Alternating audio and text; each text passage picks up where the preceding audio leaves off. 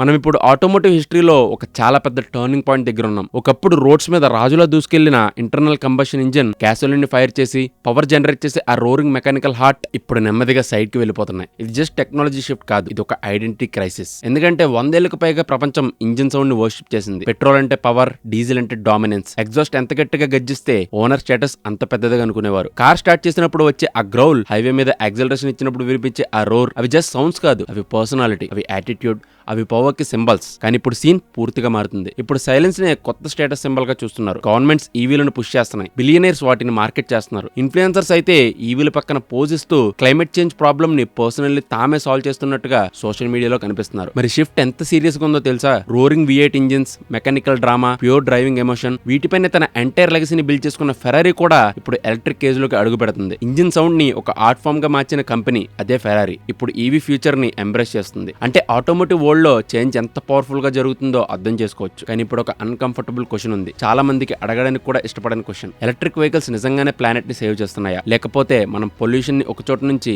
ఇంకో చోటుకి షిఫ్ట్ చేసి దాన్నే ప్రోగ్రెస్ ని సెలబ్రేట్ చేస్తున్నామా? ఎందుకంటే నిజం అడ్వర్టైజ్మెంట్స్ లో కనిపించినంత షైనీగా ఉండదు. గ్రీన్ రెవల్యూషన్ అని పిలుస్తున్న ఈ మూమెంట్ వెనక మైన్స్ ఉన్నాయి, స్మోక్ ఉంది, కెమికల్స్ ఉన్నాయి, ఎక్స్ప్లోటేషన్ ఉంది. అండ్ ఫ్యూచర్ లో సైలెంట్ గా ఎదురు చూస్తున్న ఒక భారీ బ్యాటరీ బిల్ కూడా ఉంది. ముందుగా ఒక విషయం క్లియర్ చేసుకుందాం, ఇది ఈవీలకు వ్యతిరేకంగా చేసే క్యాంపెయిన్ కాదు, ఇది రియాలిటీ చెక్. ఎందుకంటే కొన్నిసార్లు బయట క్లీన్ గా కనిపించే టెక్నాలజీ వెనక ప్రపంచంలోనే డర్టియెస్ట్ సప్లై చైన్స్ దాక్కుని ఉంటాయి. ఈవీల బిగ్గెస్ట్ సెల్లింగ్ పాయింట్ చాలా simple, no tail pipe emissions. వింటే ఫ్యాంటాస్టిక్ గా అనిపిస్తుంది, no smoke, no exhaust, no fumes. మీ కార్ వెనక నుంచి ఏ పొల్యూషన్ బయటకు రావడం లేదు. కానీ క్లైమేట్ చేంజ్ కి ఒక విషయం ముఖ్యం, పొల్యూషన్ ఎక్కడి నుంచి వస్తుందన్నది కాదు, అది వస్తుందా లేదా అన్నదే ముఖ్యం. పొల్యూషన్ టైల్ పైప్ నుంచి వచ్చినా లేదా పవర్ ప్లాంట్ చిమ్నీ నుంచి వచ్చినా క్లైమేట్ కి ఎలాంటి తేడా ఉండదు. ఎందుకంటే ఈవీకి ఎలక్ట్రిసిటీ అవసరం. మరి ఎలక్ట్రిసిటీ ఎక్కడి నుంచి రావాలి? ఇక్కడే అసలు ట్విస్ట్ ఉంది. ప్రపంచంలోని చాలా కంట్రీస్ లో ఇప్పటికే భారీ స్థాయిలో electricity coal and natural gas తోనే జనరేట్ అవుతుంది. అంటే మీరు మీ ఈవీని ఛార్జింగ్ పెట్టిన ప్రతిసారి ఎక్కడో ఒక coal power plant over time పనిచేసే ఛాన్స్ ఉంది. టెక్నికల్లీ చూస్తే మీ కార్ డైరెక్ట్ గా కార్బన్ ఎమిషన్స్ రిలీజ్ చేయకపోవచ్చు, కానీ ఎక్కడో ఉన్న పవర్ గ్రిడ్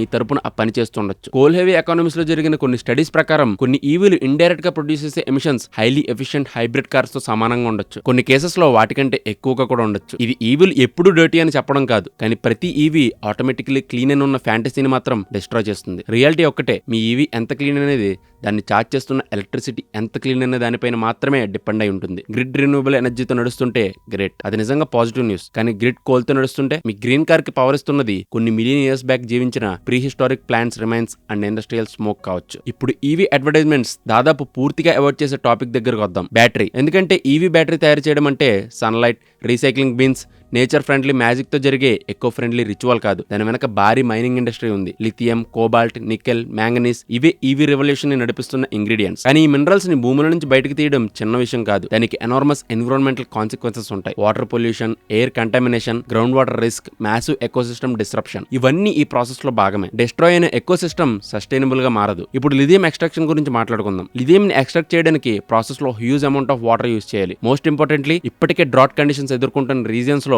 ఈ మైనింగ్ ఆపరేషన్స్ జరుగుతుంటాయి. అక్కడ ప్రతి నీటి బొట్టు విలువైనది. కానీ బ్యాటరీ మినరల్స్ కోసం లక్షల లీటర్ల నీరు యూజ్ చేయబడుతుంది. దీని ఎఫెక్ట్ లోకల్ కమ్యూనిటీస్ మీద చాలా తీవ్రంగా పడుతుంది. అగ్రికల్చర్ దెబ్బతింటుంది, గ్రౌండ్ వాటర్ లెవెల్స్ పడిపోతాయి, డ్రింకింగ్ వాటర్ షార్టేజెస్ వస్తాయి. కొన్ని ఏరియాస్ లో ప్రజలు డ్రింకింగ్ వాటర్ కోసం కిలోమీటర్ల దూరం ట్రావెల్ చేయాల్సిన సిచ్యువేషన్స్ కూడా వస్తాయి. కానీ లిథియం మాత్రమే కథ కాదు, కోబాల్ట్ కూడా హ్యూజ్ రోల్ ప్లే చేస్తుంది. ఇక్కడే కాన్వర్సేషన్ మరింత అన్కంఫర్టబుల్ గా మారుతుంది. ప్రపంచంలో ప్రొడ్యూస్ అయ్యే కోబాల్ట్ లో ఆల్మోస్ట్ 70% వరకు డెమోక్రటిక్ రిపబ్లిక్ ఆఫ్ కాంగో నుంచి వస్తుంది. ఈవీ రెవల్యూషన్ కి ఫ్యూయల్ ఇస్తున్న మినరల్స్ లో ఇది ఒక కీ పార్ట్. కానీ ఆ మినరల్ వెళ్తున్న కథ అంత గ్లామరస్ కాదు. For years human rights organisation ఒకే విషయం చెప్తున్నాయి, child labour, unsafe mining conditions, worker exploitation, ఇవన్నీ కోబాల్ట్ ఎక్స్ట్రాక్షన్ తో రిపీటెడ్లీ లింక్ అవుతున్నాయి. ఒకసారి ఆలోచించండి, ఒకవైపు వెల్దీ నేషన్స్ క్లీన్ ఫ్యూచర్ గురించి మాట్లాడుతున్నాయి, మరోవైపు వేల కిలోమీటర్ల దూరంలో ఉన్న పిల్లలు భూమిని తవ్వుతూ మినరల్స్ కోసం పనిచేస్తున్నారు. వాళ్ళ చేతుల్లో టాయ్స్ ఉండాల్సిన వయసులో మైనింగ్ టూల్స్ ఉన్నాయి. వాళ్ళు క్లాస్ రూమ్స్ లో ఉండాల్సిన టైంలో మైన్స్ లో పనిచేస్తున్నారు. ఇది ఈవీ భూమి కింద సైలెంట్ గా దాగి ఉన్న మోరల్ కాంట్రడిక్షన్. రిపోర్ట్స్ ప్రకారం మైనింగ్ యాక్టివిటీస్ కారణంగా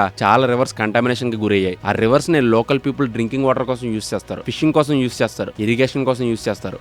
అంటే పొల్యూషన్ జస్ట్ ఎన్విరాన్మెంట్ ని మాత్రమే కాదు, ప్రజల డైలీ లైఫ్ ని కూడా ప్రభావితం చేస్తుంది. లుయలాబా ప్రావిన్స్ వంటి మైనింగ్ రీజియన్స్ లో కంటామినేషన్ ఒక సీరియస్ కన్సర్న్ గా మారింది. అక్కడ పనిచేస్తున్న కొంతమంది ఉమెన్ రిప్రొడక్టివ్ హెల్త్ ప్రాబ్లమ్స్ గురించి కూడా రిపోర్ట్ చేశారు. ఇది మనం అడ్వర్టైజ్మెంట్స్ లో చూసే షైనీ ఈవీ కమర్షియల్స్ లో కనిపించదు. అక్కడ బ్యూటిఫుల్ మౌంటైన్స్ కనిపిస్తాయి, క్లీన్ రోడ్స్ కనిపిస్తాయి, హ్యాపీ ఫ్యామిలీస్ కనిపిస్తాయి. కానీ సప్లై చైన్ చివరిలో ఉన్న కమ్యూనిటీ స్ట్రగుల్స్ ఎవ్వరికి కనిపించవు. ప్రపంచం క్లీనర్ సిటీస్ కోరుకుంటుంది, క్లీనర్ ట్రాన్స్పోర్టేషన్ కోరుకుంటుంది. అది మంచి విషయమే. కానీ చాలా సార్లు ఆ environmental cost and health cost వేల కిలోమీటర్ల దూరంలో ఉన్న పూర్ కమ్యూనిటీస్ భరిస్తున్నాయి. రీసెంట్ గా యునైటెడ్ నేషన్స్ కి సంబంధించిన వాటర్ థింక్ ట్యాంక్ రిలీజ్ చేసిన రిపోర్ట్ కూడా ఇదే కన్సర్న్ ని హైలైట్ చేసింది. Lithium, cobalt, nickel, batteries and microchips కోసం వీటి డిమాండ్ వేగంగా పెరుగుతుంది. కానీ దాని ఎఫెక్ట్ కూడా పెరుగుతుంది. వాటర్ సప్లైస్ తగ్గిపోతున్నాయి, అగ్రికల్చర్ దెబ్బతింటుంది, కమ్యూనిటీస్ టాక్సిక్ హెవీ మెటల్స్ కి ఎక్స్పోజ్ అవుతున్నాయి. రిపోర్ట్ ఒక అన్కంఫర్టబుల్ రియాలిటీని బయటపెట్టింది. వెస్టర్న్ కంట్రీస్ లో ఈవీలు ఎమిషన్ ని తగ్గించొచ్చు, కానీ environmental cost and health burden మాత్రం ఆఫ్రికా అండ్ లాటిన్ అమెరికాలోని మైనింగ్ కమ్యూనిటీస్ మోస్తున్నాయి. ఇప్పుడు డీలర్షిప్స్ చాలా నెమ్మదిగా మెన్షన్ చేసే మరో విషయం గురించి మాట్లాడుకుందాం, బ్యాటరీ రీప్లేస్మెంట్ కాస్ట్. ఇది చాలా మంది బయర్స్ ముందుగా పెద్దగా పట్టించుకునే విషయం. కానీ ఓనర్షిప్ జర్నీలో ఒక స్టేజ్ కి వచ్చాక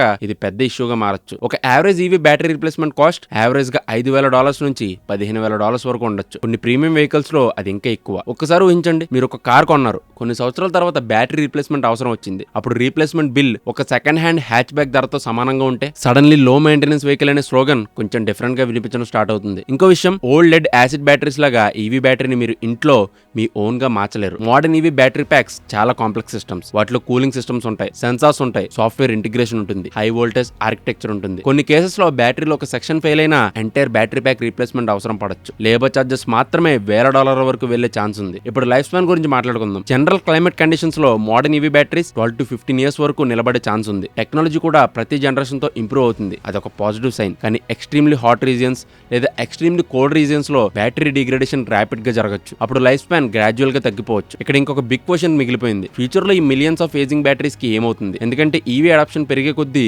ఓల్డ్ బ్యాటరీస్ నెంబర్స్ కూడా భారీగా పెరుగుతాయి అండ్ వాటిని రీసైకిల్ చేయడం అంత ఈజీ కాదు. బ్యాటరీ రీసైక్లింగ్ ఇప్పటికీ expensive, energy intensive, technically challenging కూడా. లార్జ్ స్కేల్ ఇన్ఫ్రాస్ట్రక్చర్ కూడా ఇంకా పూర్తిగా డెవలప్ కాలేదు. అంటే ఒక విధంగా చూస్తే ఈ రోజు ఎన్విరాన్మెంటల్ ఛాలెంజ్ ని సాల్వ్ చేయడానికి ట్రై చేస్తూ రేపటి ఎన్విరాన్మెంటల్ ఛాలెంజ్ ని కూడా మనమే క్రియేట్ చేస్తున్నాం. కానీ ఇప్పుడు ఒక విషయం మళ్ళీ క్లియర్ గా చెప్పాలి, దీని అర్థం ఈవీ వెహికల్స్ ఈవీలను కాదు. ఎలక్ట్రిక్ వెహికల్స్ కి నిజంగానే చాలా అడ్వాంటేజెస్ ఉన్నాయి. Cleaner urban air, lower dependence on oil, reduced local pollution, faster technological innovation, energy efficiency, ఇవన్నీ రియల్ బెనిఫిట్స్. అండ్ ట్రాన్స్పోర్టేషన్ ఇండస్ట్రీని అన్ప్రెసిడెంటెడ్ గా స్పీడ్ తో ఇన్నోవేట్ చేయడానికి ఈవీ మూవ్మెంట్ హెల్ప్ అవుతుంది. కానీ ప్రాబ్లం ఎక్కడ స్టార్ట్ అవుతుందంటే కాంప్లెక్స్ రియాలిటీస్ ని సింపుల్ మిరాకిల్స్ గా మార్కెట్ చేసినప్పుడు. ఎందుకంటే ప్లానెట్ స్లోగన్స్ తో సేవ్ అవుతుంది, హానెస్ట్ సిస్టమ్ తో సేవ్ అవుతుంది, రియాలిటీ బేస్డ్ సొల్యూషన్స్ తో సేవ్ అవుతుంది. రైట్ నో చాలా చోట్ల ఈవీని ఒక మోరల్ అప్గ్రేడ్ గా ప్రెజెంట్ చేస్తున్నారు. Drive electric, save the planet, become the hero అన్న నెరేటివ్ ఎక్కడ చూసినా కనిపిస్తుంది. అంటే ఈవీ కొన్న వెంటనే మీరు కెప్టెన్ ప్లానెట్ గా మారిపోయినట్టు. కానీ క్లైమేట్ సొల్యూషన్స్ అంత సింపుల్ కావు. ఒక ఈవీ ఎంత క్లీన్ అనేది దాన్ని ఛార్జ్ చేస్తున్న ఎలక్ట్రిసిటీ ఎంత క్లీన్ అనే దానిపై డిపెండ్ అయి ఉంటుంది. ఒక ఈవీ ఎంత ఎథికల్ అనేది దాని బ్యాటరీలో ఉన్న మినరల్స్ ఎలా క్రియేట్ అయ్యాయో అనే దానిపై డిపెండ్ అయి ఉంటుంది. ఒక ఈవీ ఎంత సస్టైనబుల్ అనేది దాని end of life recycling system ఎంత ఎఫెక్టివ్ గా ఉందో దానిపై డిపెండ్ అయి ఉంటుంది. మొబిలిటీ ఫ్యూచర్ ఎలక్ట్రిక్ కావచ్చు, అది పూర్తిగా పాసిబుల్, అది జరిగే ఛాన్సెస్ కూడా చాలా ఎక్కువ. కానీ ఇది ఇప్పటికే పర్ఫెక్ట్ సొల్యూషన్ అని నటించడం అది నిజమైన సస్టైనబిలిటీ కాదు. అది బెటర్ లైటింగ్ తో చేసిన గ్రీన్ బ్రాండింగ్ మాత్రమే. కాబట్టి తర్వాత ఎవరైనా EVs are the clean choice అని చెప్తే ఒక్కసారి ఆగి 3 ప్రశ్నలు అడగండి. క్లీన్ ఫర్ హోమ్, ఎవరి కోసం క్లీన్? క్లీన్ ఫర్ వేర్, ఏ ఏరియాకి clean? Clean at whose expense, దాని మూల్యం ఎవరు చెల్లిస్తున్నారు? బ్లైండ్ ఫెయిత్ కంటే డేంజరస్ ఎమిషన్ ఇంకొకటి ఉండకపోవచ్చు. Thank you for watching and do subscribe Prime9.